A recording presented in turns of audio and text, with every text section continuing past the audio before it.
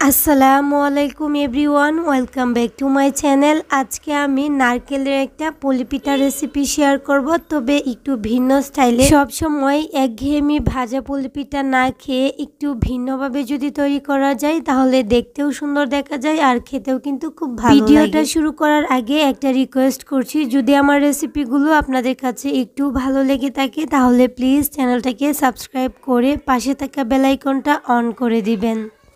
আজকের এই পিঠাটা তৈরি করার জন্য প্রথমে একটা পারফেক্ট খামির তৈরি করতে হবে। তার জন্য চুলায় একটা প্যান বসিয়ে তার মধ্যে দিয়ে দিচ্ছি 1.5 কাপ পানি, দিয়ে দিচ্ছি স্বাদ মতো লবণ। এখানে আমি 1/4 টিস্পুন দিয়ে দিচ্ছি লবণ, সেই সাথে রেগুলার রান্না করা তেল দিয়ে দিচ্ছি 1 টেবিল চামচ। এই পর্যায়ে একটা স্প্যাচুলার দিয়ে খুব ভালোভাবে এটাকে মিশিয়ে নিচ্ছি আর চুলার আঁচটাকে অন করে দিচ্ছি, পানিটা যাতে ফুটে আসে।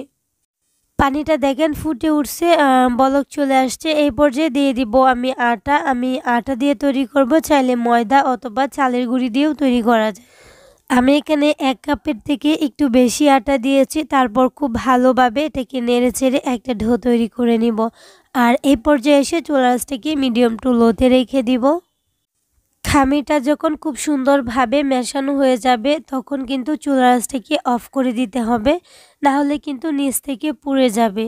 তো মেশানো হয়ে গেছে, আর এই ডোটা পারফেক্ট আছে কিনা সেটা কিভাবে বুঝবেন? অল্প একটু ডো হাতে নিয়ে এভাবে চাপ দিলে যদি হাতে না লেগে যায় তখন কিন্তু বুঝতে হবে ডোটা একদম ঠিকঠাক আছে। আর এটাকে একটা ছড়ানো প্লেটে রেখে দিচ্ছি, আর যখন হাত দিয়ে স্পর্শ করা যায় তখন কিন্তু এটাকে ময়ান করে নিব। তবে এই ময়ানটা একটু সময় নিয়ে করতে হবে, 4 থেকে 5 মিনিট সময় নিয়ে খুব ভালোভাবে এটাকে মুথে নিয়েছি। এই ডোটা যত বেশি সফট আর নরম তুলতুলে হবে তত বেশি কিন্তু পিঠাগুলো সুন্দর হবে, পিঠার শেপটা দিতে সুবিধা হবে। এখন এটা থেকে কিছুটা লেচি কেটে নিচ্ছি। লেচিটা নিজেদের পছন্দ মতো ছোটো বড় করে নিতে পারেন। আর এখন কিন্তু এগুলাকে একটা ঢাকনা দিয়ে ঢেকে আমি সাইডে রেখে দিচ্ছি, না হলে কিন্তু উপরটা ড্রাই হয়ে যাবে। অবশ্যই একটা ঢাকনা দিয়ে ঢেকে রাখবেন। আর এখন পিঠার ভিতরের যে পুরটা এটা রেডি করে নিচ্ছি। চুলায় একটা কড়াইয়ে দিয়ে দিচ্ছি 1 কাপ নারকেল কোরানো, সেই সাথে 1 কাপ দিয়ে দিচ্ছি গুড় আর চিনি একসাথে মিক্সড করা, সেই সাথে একটা এলাচ আর একটা তেজপাতা দিয়ে দিচ্ছি ফ্লেভারের জন্য। কিছুক্ষণ নেড়ে ছেড়ে এটাকে ভেজে নিয়েছি। তারপর এখানে দিয়ে দিচ্ছি 1 টেবিল চামচ তিল। তো ভিতরের পুরটা রেডি, এটাকে একটা সাইডে রেখে দিচ্ছি। আর এদিকে একটা লেচি নিয়ে একটা বোর্ডের উপর আমি ভালোভাবে আবারও কিছুটা সময় ময়ান করে নিচ্ছি। আর এই লেচিটা থেকে আমি একটা রুটি তৈরি করব, নর্মাল রুটির মতোই। এই রুটিটা চাইলে কিন্তু আটা ময়দা ছাড়াও বেলে নিতে পারেন, আবার চাইলে অল্প একটু আটা দিতেও পারেন। আমি কিন্তু সবগুলা পিঠা তৈরি করে নিয়েছি, এখন জাস্ট আপনাদেরকে একটা দেখানোর জন্য তৈরি করছি। তো একটা রুটি তৈরি করে নিয়েছি। রুটিটা একদম পাতলা না, আবার এত বেশি মোটা হলেও চলবে না, তো দেখে বুঝে নেবেন। এখন একটা পিৎজা কাটার দিয়ে ঠিক সমান করে আমি কেটে নিচ্ছি। দেখেন ছোটো রুটি করে নিয়েছি 2টা স্কোয়ার শেপের। এখন যেটা করব, আগে থেকে নারকেলের পুরটা যে রেডি করে রেখেছিলাম ঠিক একটা সাইডে দিয়ে দিব।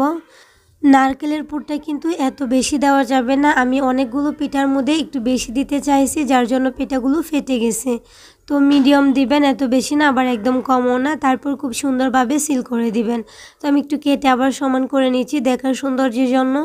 তো খুব সুন্দরভাবে পিঠাটা হয়ে গেছে। চাইলে কিন্তু এইভাবেই ভেজে নিতে পারেন অথবা ভাপিয়ে নিতে পারেন। তো আমি একটু ডিজাইন করে নিয়েছি। আমি এখানে একটা ফ্রেশ চিরুনি নিয়েছি, 2 পাশ থেকে এইভাবে আমি একটু ডিজাইন করে নিয়েছি। এতে করে খুব সুন্দরভাবে সিলও হয়ে যাবে, আবার হচ্ছে একটা ডিজাইনও হয়ে যাবে। তো দেখেন এটা আসলে একদমই সহজ, এটা যে কেউ বানিয়ে নিতে পারবেন অনায়াসে। এখন হচ্ছে মাঝখান থেকে এবার একটু হালকা ছাপ দিয়ে দুইটা মাথা একসাথে এভাবে জোড়া লাগিয়ে দিব। ব্যাস তৈরি হয়ে গেল একটা পিঠা। আর পিঠাটা দেখে নিশ্চয়ই বুঝতে পারছেন কতটা সুন্দর হয়েছে। আর সেমভাবে কিন্তু সবগুলা পিঠা তৈরি করে নিয়েছি দেখেন। তো কতগুলা পিঠার মধ্যে আমি একটু বেশি পুর দেওয়ার চেষ্টা করছি, যার জন্য এরকম দেখাচ্ছে। তবে আপনারা একটু কম করে দিবেন, তাহলে সুন্দর হবে। আর এই যে 2টা মাথা জয়েন করার সময় কিন্তু পানি লাগিয়ে দিবেন। আমি এখানে পানি লাগাই নাই, যার জন্য হচ্ছে এগুলা ভাজার সময় খুলে গেছে। পিঠাগুলো দেওয়া হয়ে গেলে এই পিঠাগুলো খুব সুন্দর একটা কালার আসার আগ পর্যন্ত ভেজে নিব। আর এই পর্যায়ে চুলার আঁচটাকে আমি মিডিয়ামে রেখে ভেজে নিব।